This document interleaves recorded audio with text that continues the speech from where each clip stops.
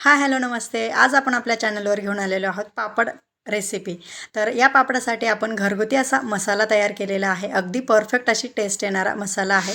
सोबतच आपण इथे पापडाचं पीठ कुठेही कुटून वगैरे घेतलेलं नाही, पण तरी देखील अगदी कुटून घेतलेल्यासारखं आपलं इथे पीठ तयार होतं. खूप साऱ्या टिप्स आणि ट्रिक्स सहित आपण ही रेसिपी पाहिलेली आहे, त्यामुळे रेसिपी पूर्ण पाहायची आहे. रेसिपी आवडली तर रेसिपीला लाईक आणि चॅनलला सबस्क्राईब करायला विसरायचं नाही. चला तर मग रेसिपीला सुरुवात करूया. 1 किलो अशी मुगाची डाळ घेतलेली आहे आणि 1 किलो अशी उडदाची डाळ. तर ती छान स्वच्छ अशी धुवून घेतलेली आहे आणि कडकडीत अशी वाळून घेतलेली आहे.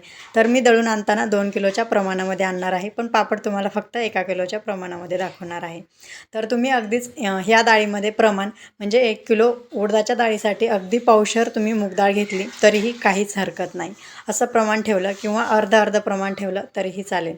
तर आपण ह्या डाळी छान अशा दळून आणलेल्या आहेत. अगदी बारीक अशा डाळी दळून आणायच्या. तर मी इथे पीठ अगदी छान असं दळून आणलेलं आहे आणि 0 नंबरच्या चाळणीने आपण हे पीठ चाळून घ्यायचं. तर आपल्याला हे मसाला मिक्स करण्या अगोदर आपण थोडंसं पीठ साईडला काढून घेणार आहोत. तर मी इथे साईडला पीठ काढून ठेवलेलं आहे. अशा प्रकारे 0 नंबरच्या चाळणीने चाळून घेतलेलं आहे. त्यासाठी लागणारा मसाला पाहूया. तर मी इथे 2 चमचे असं मीठ घेतलेलं आहे, 3 चमचे पापडखार. त्यासाठी लागणारा मी इथे खडा हिंग घेतलेला आहे. अगदीच डब्बीतला हिंग टाकला तर तेवढा छान असा फ्लेवर आपल्या पापडामध्ये येत नाही, त्यामुळे मी इथं खडा हिंग घेतलेला आहे आणि 2 चमचे आपण काळी मिरी घेतलेली आहे. तर आपल्याला इथे फक्त 4 जिन्नस लागणार आहेत. अगदी परफेक्ट असा फ्लेवर येण्यासाठी 4 जिन्नस अगदी सफिशियंट अशा आहेत. तर आपण हा हिंग कुटून घेऊया. अगदी बारीक असा कुटून घ्यायचा.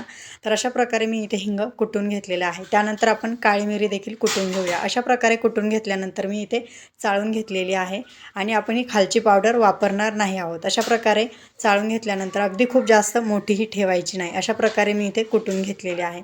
तर आपण ही पावडर बाजूला काढून घेऊया. ही पावडर जर मिक्स केली तर पापडाचा खूप जास्त काळा असा कलर येऊ शकतो. तर आपण हे छान असं पापडामध्ये मिक्स करून घेऊया. सर्व जिन्नस पापडामध्ये मिक्स करून घेतल्यानंतर या सर्व जिन्नस कोरड्या असतानाच म्हणजे पाणी मिक्स करण्याच्या अगोदर आपण ह्या मिक्स करून घेणार आहोत. तर तुम्ही अगदीच हे मसाले थोडंसं म्हणजे 1 ग्लास पाणी छान असं उकळून मीठ पापडखार वगैरे छान गरम पाण्यात उकळून घेतलं अगदी 1 ते 2 मिनटं तरीही चालेल.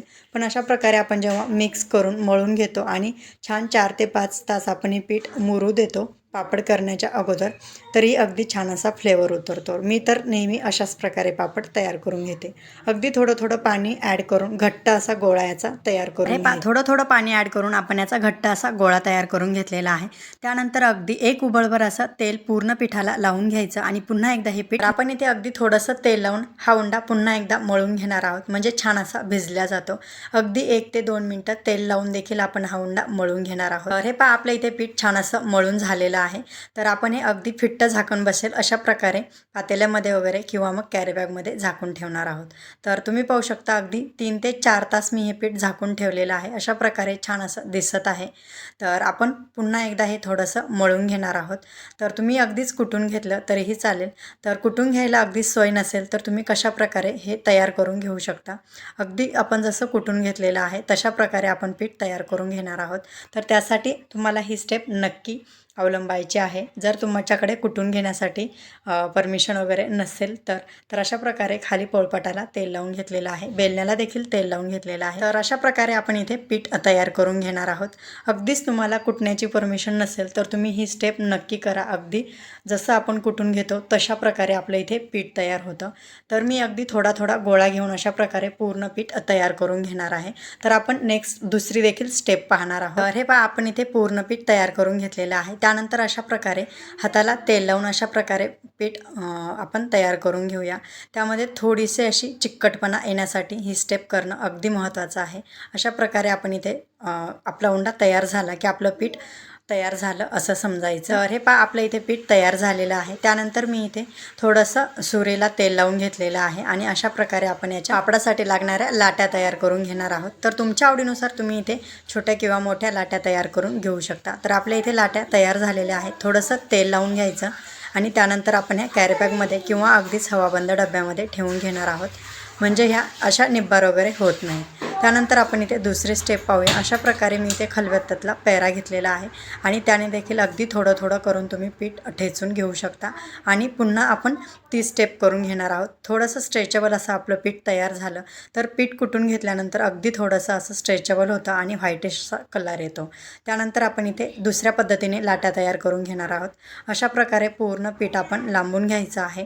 तर अगदी छान असं एकसारखं असं पीठ लांबून घ्यायचं। एकसारखं असं पीठ तुम्ही जर लांबून घेतलं, कुठे छोटं किंवा मोठं ठेवलं नाही, एकसारखं लांबून घेतलं तर तुमच्या लाट्या देखील अगदी एकसारख्या अशा पडणार आहेत।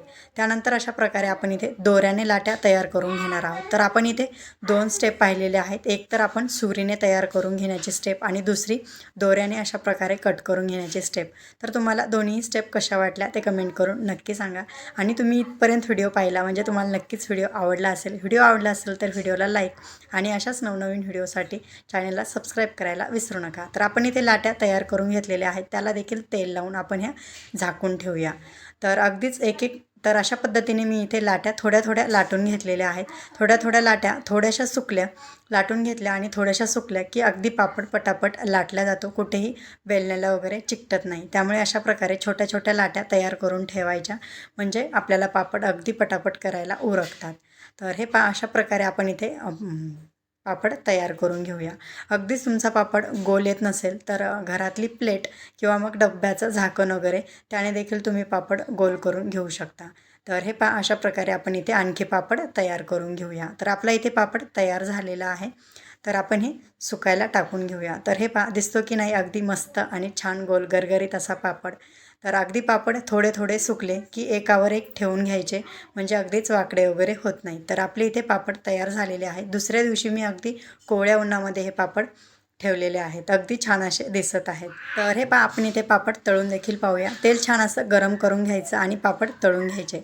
तुम्हाला जर आपला हा व्हिडिओ आवडला असेल तर व्हिडिओला लाईक आणि चॅनलला सबस्क्राईब करायला विसरू नका। व्हिडिओ पूर्ण पाहिल्याबद्दल धन्यवाद।